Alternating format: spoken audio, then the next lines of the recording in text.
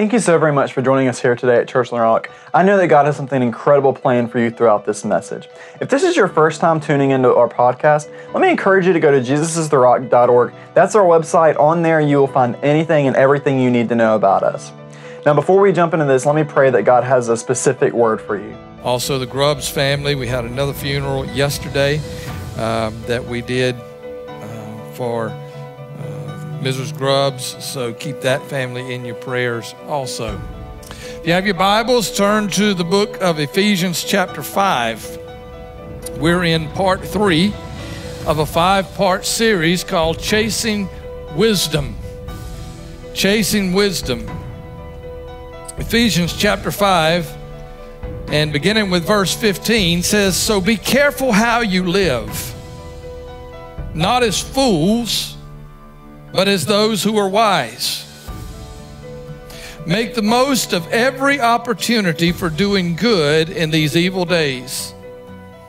Don't act thoughtlessly, but try to understand what the Lord wants you to do. Don't be drunk with wine, because that'll ruin your life. Instead, let the Holy Spirit fill and control you. Then you'll sing psalms and hymns and spiritual songs among yourselves, making music to the Lord in your hearts, and you'll always give thanks for everything to God the Father in the name of our Lord Jesus Christ." And I really want to focus on the first part of this passage. It says, be careful how you live, not as fools, but as those who are wise, making the most of every opportunity for doing good in these evil days. And so the title of the message this morning is Making the Most of Your Time. Making the most of your time. Using your time wisely. In this series so far, I hope you've been able to be here for the last 2 weeks. If you haven't, we'll recap just real quickly as we've been examining one very important question. A question that if we can learn to filter all of our choices, all of our decisions, all of our relationships through this one question, we'll save ourselves a lot of money, a lot of sorrow, a lot of tears, regrets, hurts, and pains. And that question is this wise? Is this the wise thing to do? Not can I do this and still go to heaven? Not if I do this will I go to hell? Not can I be a Christian and do this? Not even is this right or wrong, but is this wise? And we've used 3 ways to ask that question. Number 1, given my past history, not your history, my history. Given my past history, is this wise? I mean, I've been in credit card debt before, so should I really get another one right now? Is this wise? Given my past history, given my present situation, is this wise? I may be able to afford it one day, but can I really afford it today? Given my present circumstances, is this wise? And given my future hopes and dreams, I want to retire, I want to finish college, I want to pay off the house, I want to do this. Whatever my future hopes and dreams, is this the wise thing to do? So we've looked at these through this question, and we've called the series Chasing Wisdom. And Solomon, who's credited with being the wisest man who ever lived, he has much to say about wisdom. Now, as I said, today, we're going to be talking about making the most of our time, or using our time wisely. Time, unlike money and some other things, is not subjective. None of us really have advantage over the other when it comes to time. In other words, Warren Buffett and Donald Trump and Bill Gates and all of these guys, it's a little ludicrous for me to start comparing my income to their income. When it comes to our incomes, we live in different worlds. We live in different universes. I don't even know anybody that has that kind of money, other than maybe Carl Nulta or somebody, like that. But they live in a different world than I do when it comes to our incomes. But when it comes to time, suddenly the ground gets level. I have as much time as they do. When it comes to time, we're equal. we're each given 24 hours each day to do with as we see fit. And then with all of their money, can't buy one more minute of time. They can't have one more second of time than I can. The only difference in one person's time and another person's time is how we use it. Some of us use our time wisely. Some of us use it foolishly. Some people spend most or all of their time trying to accumulate more and more and more wealth, more and more and more money, more and more and more fame and different things, even knowing that all of their wealth and money can't buy them more time. So they spend what is their most precious commodity trying to, without being able to use it. They spend that trying to get something that can't buy them any more time. I mean, there's nothing wrong with wealth and money and all these things, but I don't want it. I can't afford it, not if it's going to cost me my most prized possession. That's my time. That's my time. That's the one thing I can't make more of. That's the one thing I can't recreate is time. Warren Buffett. Warren Buffett is worth $72.3 billion. With a B. You know how much $1 billion is? That's 999 million plus one more million is 1 billion. We think, I'd love to be a millionaire. Well, 1 million's 999 million plus another million. Now you got 1 billion. He's worth $72.3 billion. I can't even fathom that. He gives the Bill Gates Foundation $2.1 billion every year because he says Bill Gates is already set up. He knows better how to give the money away than I do, so he just gives it to Bill Gates. $2.1 billion every year to go into charities. He was given the commencement speech at a college, and he said to the students, he said, I want to play Let's Make a Deal. How many would like to have my wealth, my fortune, all that I have, my money? And of course, ears perked up. Because he says, I'm willing to make a deal. And what I want to do is trade my entire fortune with any one of you, and each one of you have this.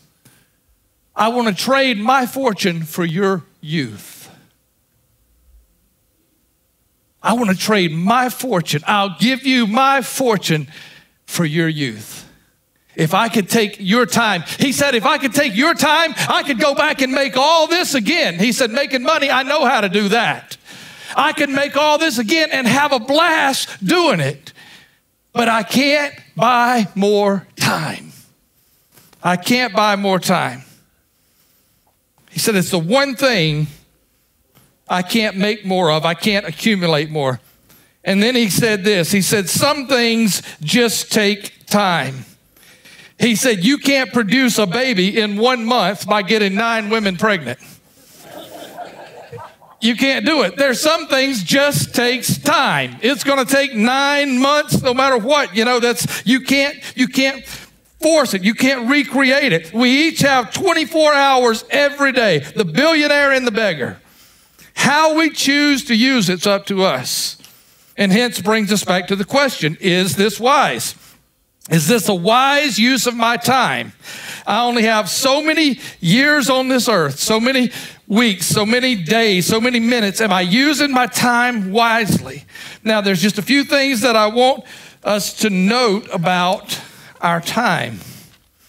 If you're a note taker, you can write this down. We're going to try to put it on the screen for you.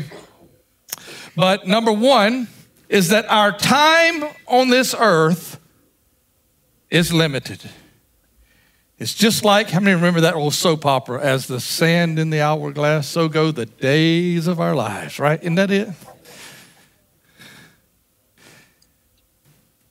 Our time's limited.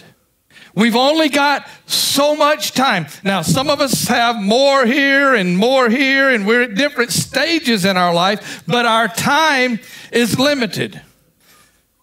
The mortality rate in the world, hovers right there at about 100%. Nobody lives forever. The hourglass of our life was turned over the day the doctor spanked your bottom and you drew your first breath. The hourglass was turned over and your life begins, the sand begins pouring from one end to the other. And when you think about that, I mean, sometimes I want to say, okay, just stop for a minute. Let me learn how to live wisely. You know, let me get this. Can we slow it down? Can we? And you can't. You can overeat, you can oversleep, you can overachieve, but one thing you can't do is overlive. When the sand is out, the sand is out. Our time on this earth is limited. And I just believe the wisest thing we can do as human beings on this earth is to make the most of our time that we have here, whatever that means to you. To make the most of it. If you love to golf, then golf all you can. If you love to fish, fish all you can. If you love to read, read every book you can. Not to the exclusion of things that matter, like, you know, your family and your job and your health and your worship, things that are important, but certainly we should pursue things that bring us joy and bring us contentment every day. I've watched too many people work 40, 50, 60 or more hours a week saying, I've got to put it because I've got one of these days I'm going to retire, and then we put it up, and they live their whole life. And finally, the day comes, they retire, 6 months they're dead. You know, and everything is there. And it's like never having enjoyed the fruits of their labor. A wise person makes the most of his time every day. So a far more important question than what time is it is, what are you doing with your time? Now, here's just some questions to ponder. Just, are you using and leveraging your time for anything worthwhile?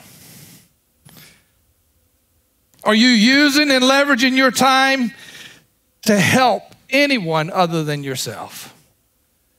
Not condemnation, just revelation, just thinking. Are you using and leveraging your time to create or improve anything? What are you doing with your time? The hourglass is running. Time is running out. You can make more money. You can make more friends. You can buy more cars, more houses, more stuff, but you cannot make more time. It's running out right now. Time is the one limited resource, and it's the single most important resource we have in this life. So if there's any area in our lives where we need to ask the question, is this wise? It's in the area of how we spend our time. Am I using the limited resources that I have wisely?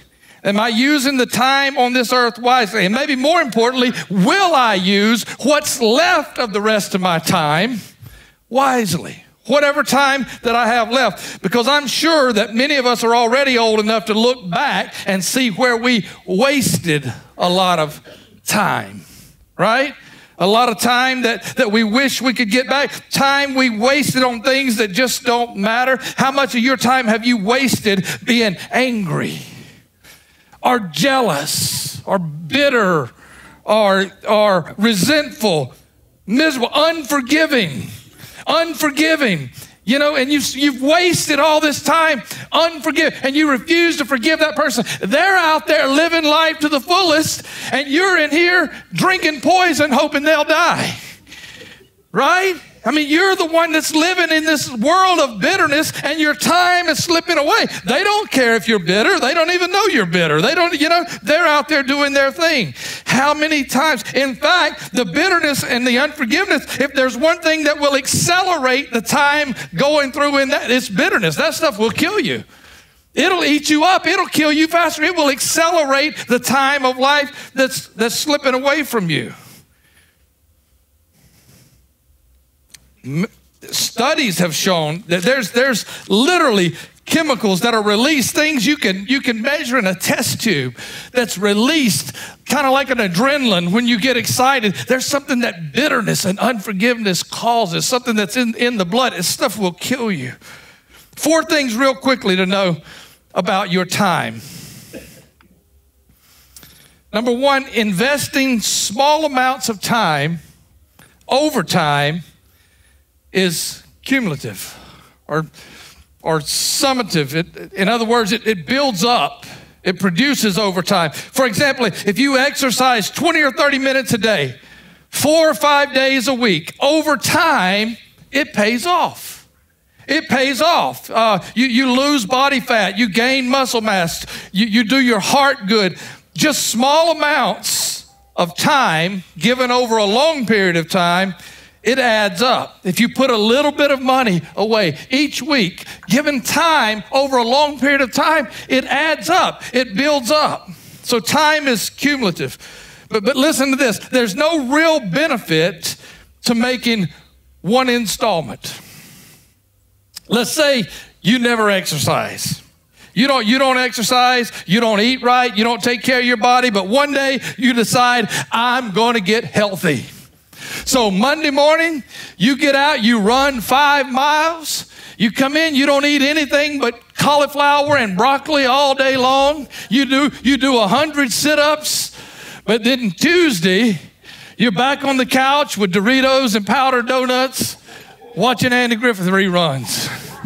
You haven't done anything but make yourself sore and miserable and probably stomach cramps from eating all that fiber you're not used to. You know, you've done nothing. One installment of using your time wisely doesn't help you, but using a portion of your time wisely over time is beneficial. Nobody goes to the gym for one day and walks out and people say, oh man, you look good. What have you been doing? You're just ripped. Man, look at you. It just doesn't happen. It would be nice, but it doesn't happen. Number 2, neglect is cumulative also. Neglect adds up also. If your goal is to not exercise 30 or 40 minutes a day, 5 or 6 days a week, but instead you want to use that time to eat potato chips and play video games, it adds up. One day of that won't hurt you. It's okay. Have a day where you just eat Doritos, and you just do whatever you want to do. But over time, that catches up with you. It's cumulative. It builds up. Neglect is easy, but neglect is costly. I mean, not to get in your business or make you mad, but if you believe that trying to eat right or exercise or trying to get, at least a moderate amount is too costly or takes too much effort, or if you believe that it's too hard to stop habits like overeating or overdrinking or oversmoking or oversleeping or overworking or whatever you're overdoing, if you think that's just too hard or too costly, what you need to do is find somebody a little older and a little wiser than you are, and let them tell you about the dangers. Let them tell you about what it cost you and the time that they wasted not doing this, doing things that hurt their body. Ask them what they would give to have that time back. If I could go back and do again so many things that I didn't do. So neglect of making good use of your time is unwise also. Number 3 is randomness has no cumulative value. In other words, if you put all of the things that you do to benefit yourself in this hand, all of the things, eating right, exercise, working hard, resting, spending time with your family, worshiping, all of the things that you do, and then put all of the time you wasted doing nothing substantial, just doing random things, at the end of the day, you have one hand full of resources and memories and treasures and gifts and things, and you have one hand full of nothing. I mean, what did you do instead of exercising? What did you do instead of spending time with your family? What did you do instead of that? And we think, I don't know, nothing. We have nothing tangible to show for it when in essence, we've wasted our most valuable asset, the one thing we can never get back or make more of. If I waste money, you know what? I just make some more. You make some more. You can replenish it. But when you waste time, you can't get it back. All you can do is make the most of what you have left. There's no way to get that to run back uphill.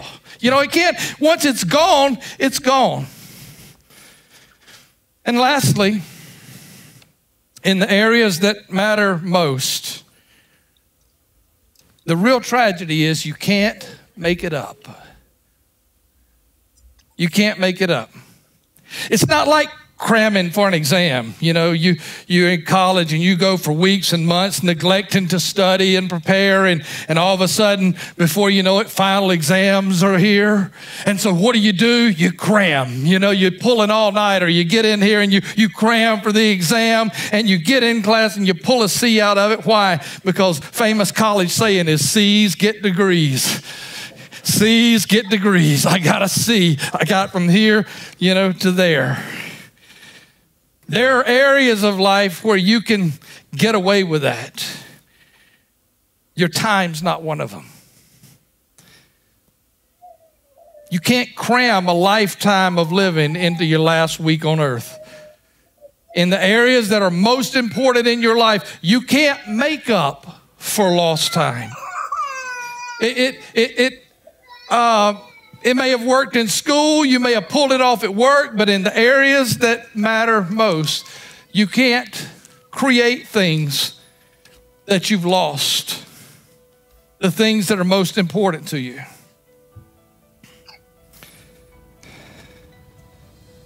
My two girls are here this morning. I looked out there a while ago and I thought, that's so neat because my parents are there, my two girls. I came from those two and those two came from me.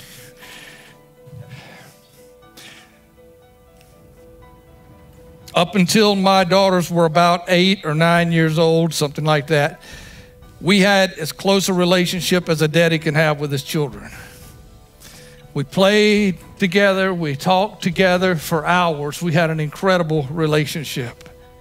I took piano lessons, so they would take piano lessons. We shared everything. And suddenly our home was torn apart by divorce.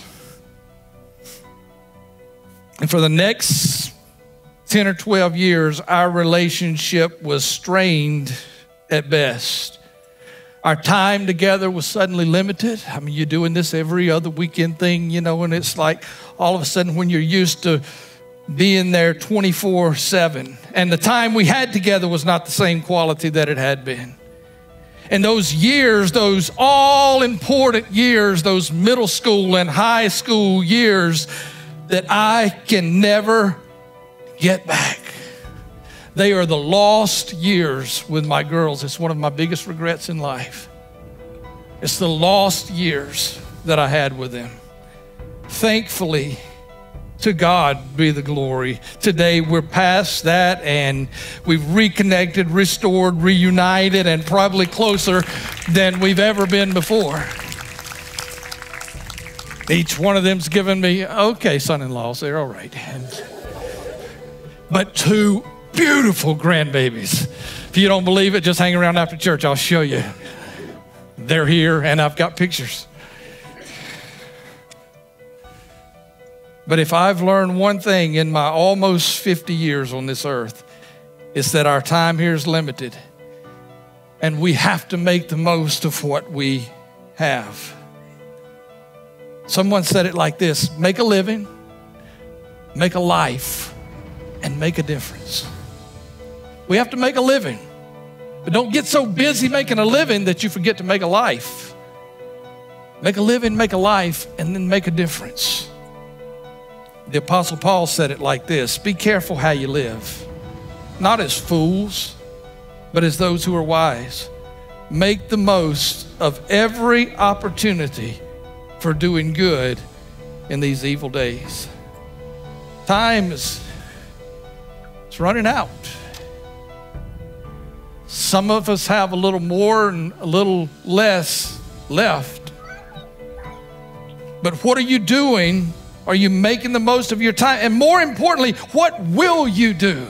What can we change in our life? What will we do with what's left? Because what's gone, you can't change. We can't do anything about that. I can never get those years back. Never.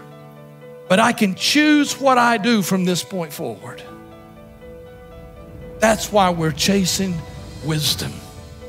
That's why I want to learn. That's why I want to discover. That's why I want to do everything I can do with what's left. Again, thank you so very much for checking out our podcast. If you would like to share what God is doing in your life, maybe you have a prayer request or just seeking answers, let me encourage you to go to our Facebook or our Twitter, or even email us at pray@jesusistherrock.org. If you would like to give to our ministries financially, you may easily do so by going to jesusistherrock.org and clicking on the giving button at the very right-hand corner of the screen. Have a wonderful day.